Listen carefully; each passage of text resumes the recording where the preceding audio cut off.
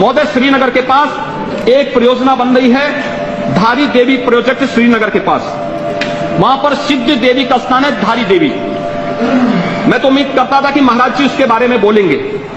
1986 में उस प्रोजेक्ट को स्वीकृति मिली थी और मात्र 63 मीटर ऊंचा उठाने के लिए मिले थे, लेकिन उनकी मनमानीपन देखिए, 95 मीटर उसको ऊंचा कर दिया गया। आसपास के दर्जनों गांव और सैकड़ों हेक्टेयर भूमि को उसमें डुबो दिया गया और ऐतिहासिक सिद्ध धारी देवी के स्थान को भी डुबोने का साजिश हो रहा है। और जब इस मामले को यहां संसद में मैंने उठाया था तो महोदय, अगले दिन उसका प्रोजेक्ट का एक अधिकारी मेरे पास गोरखपुर में पहुंच गया था। मैंने कहा, भी कैसे आए? तो उसने कहा कि मैं वहां से आया हूं। मैंने कहा, क्या है, क्या मामला है? मैंने सुना उत्तराखंड का, उत्तराखंड मेरी जन्मभूमि है। तो आया, मैंने बड़े प्यार से बिठाया। उसने कहा, मैं धारी देवी के प्रोजेक्ट से आया हूं, वहां पे कुछ बात करनी है। मैंने कहा, क्या आप मुझसे बात करेंगे?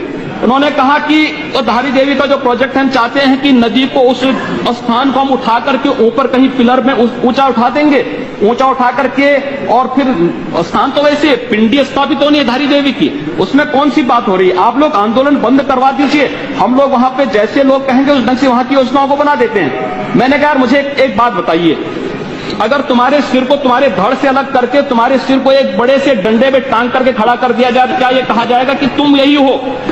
उसने कहा कि क्या बात कर रहे हैं? मैंने कहा, फिर यही बात है, वह स्थान धारी देवी का जो सिद्ध पीठ पिंडी है जिसकी पूजा होती है, वो पूजा वहीं पर होगी, स्थान नहीं बदला जा सकता है। तुम अनावश्यक रूप से विकास के नाम पर यहां पर विनाश लाना चाहते हो और इसलिए मैं आपसे अनुरोध करना चाहूंगा।